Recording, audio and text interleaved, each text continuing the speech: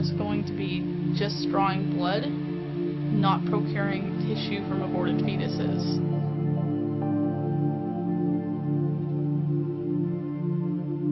They partner with Planned Parenthood and they get part of the money.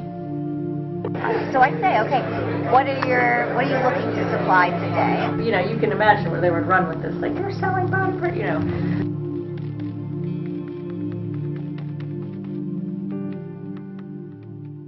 My name's Holly O'Donnell. I'm 24 and I'm a phlebotomist and an ex-procurement technician. For those who don't know what a phlebotomist is, basically you draw blood for a living. I was looking to help the public. I mean, I'm looking to make blood draws easy for children, for people. I'm very passionate about people. I find myself, I'm very humane and very sensitive. I thought I was going to be just drawing blood, not procuring tissue from aborted fetuses. I basically just went on Craigslist, typed in the word phlebotomist, lab technician, and I clicked the link to apply. It said procurement technician. I went to the website, it said Stemexpress, and apply now. I applied. It was really short. It wasn't even an application. It was your name, your phone number. That was it. And I got an email back and I interviewed. And they don't even let you know in the interview what you're doing. Stemexpress is a company that hires procurement techs to draw blood and dissect dead fetuses and sell the parts to researchers. They partner with Planned Parenthood and they get part of the money because we pay them to use their facilities and they get paid from it. They do get some kind of benefit. We were asked to procure certain tissues like brain, liver, thymus, pancreas, heart, lungs, skin, pretty much anything on the fetus. It's basically huge trafficking of fetal tissues. Right. So I'll just take a couple minutes. Sure. And Brianna is my assistant. Hi. So, Oh, you're warm. I want to hang on to you. so I was talking to Mary about what I'm trying to offer to clinics, the procurement service, and she said, you know all about this. Oh, we have already a relationship with ABR. Oh, okay. So is that the sort of thing you're doing? it's a Yes. startup. So there's already a service there. I'm thinking with my business head that using them for over 10 years, a really long time. So I just kind of renegotiated the contract. They're doing the I can't remember what they call it, but the big collection for government level collections and things like that. So I'm trying to think of other providers in our town. So I don't want to sound like a salesman here, but I'm going to. So we return a portion of our fees to the clinic. So just as a way of thank you for this. Just trying to establish. Right, get a toe in and make it sound. Right. All right. They weren't looking for a compassionate individual at all. They were just looking for someone who could get as much money, as many samples. I think that's why they were interested in me as a phlebotomist, because I can draw quick. So I think that they looked at that and they wanted someone who could get the numbers up. The owner, Kate Dyer, she used to be a procurement tech, and then she went and started her own business. And now she's making a lot of money based off the poor girls who half the time don't even want to get abortions. It's a pretty sick company. Okay, so I'd like, what would you expect for intact tissue? What sort of compensation? What sort of? Well, why don't you start by telling me what you're used to paying? Okay, I don't think so. I would like to know what would make you happy. What would work for you? Well, you know, in negotiations, the person who throws out the figure first has got a loss, right? So. No, I don't look at it that way. I know you want to play that game. I get it, but no, I want low ball because I'm used to low things from. You know what? If you low ball, I'll act pleasantly surprised, and you'll know it's a low ball. Okay. What I want to know is what would work for you. Don't low ball it.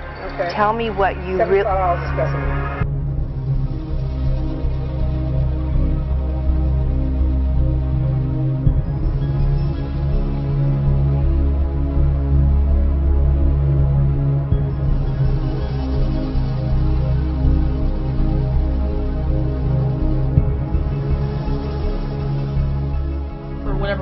procure, they would get a certain percentage.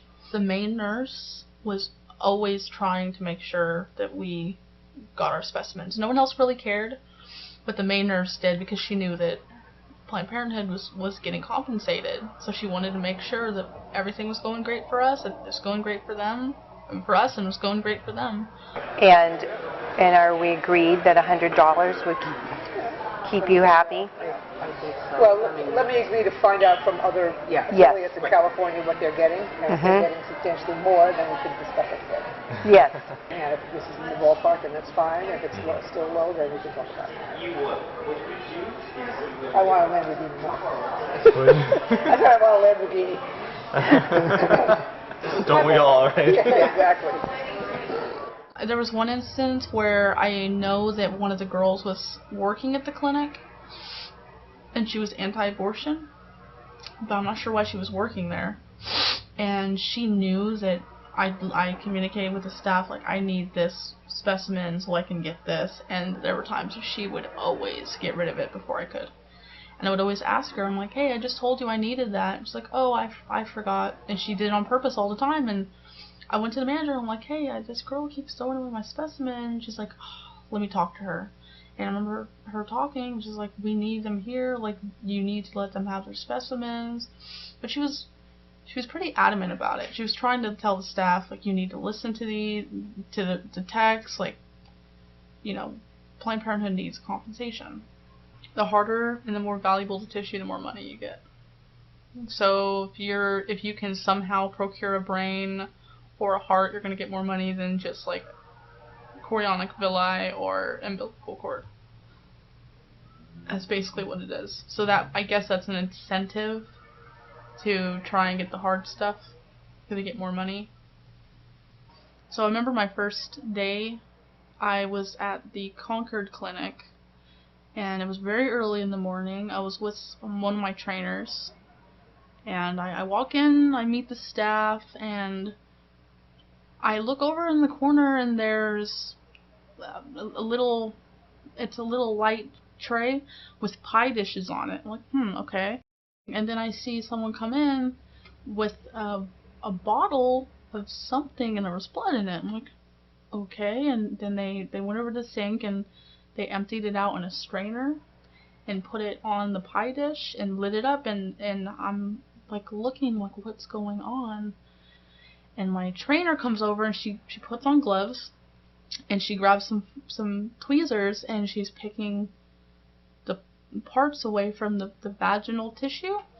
And I've never had anxiety before this at all.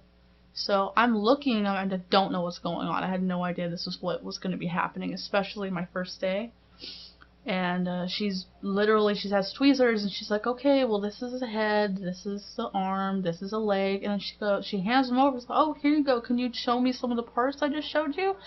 And I grabbed the tweezers. I'm like, because I didn't want to lose this job. I didn't know. I was already stoked to get it. So I did what she said, and the moment I took the tweezers, I put them in the dish. And I remember grabbing a leg, and I said, this is a leg, and the moment I picked it up, I could just feel, like, death and pain. Like, I've never felt that before, like, shoot up through my body, and I blacked out, basically. They got the smelling salt. I woke up in the recovery room, and looking around, I was really embarrassed, who faints at their first job.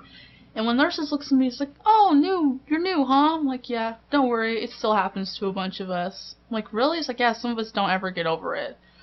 And I remember leaving that day, like, what have I got myself into?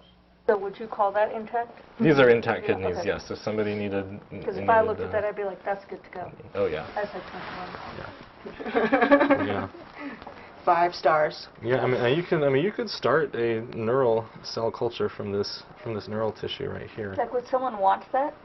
This? Yeah. Yeah. Yeah. Oh yeah. Yeah. Someone would definitely. So even at 11 weeks, even though it's really early, because I know that's when we talked about. This is neural tissue that people could take and look, and you see how it's still connected through the spinal cord back there. If you we just send that all together, and they pick it up. Or you could actually, yeah. Yeah, some people prefer that actually because it keeps it a little more protected. Yeah. That 11.6 was pretty good. There was I mean there was like 3 or 4 samples we could have taken out of the 11.6, so that would be if we were doing like 50 to 75 per specimen, that would be like 200, 300, right? And we'd be comfortable with that. But like it's like stuff like this, like we don't want to do like just a flat fee of like 200 and then it's like no, and I think the per item thing works a little better just because we can see how much we can get out of it.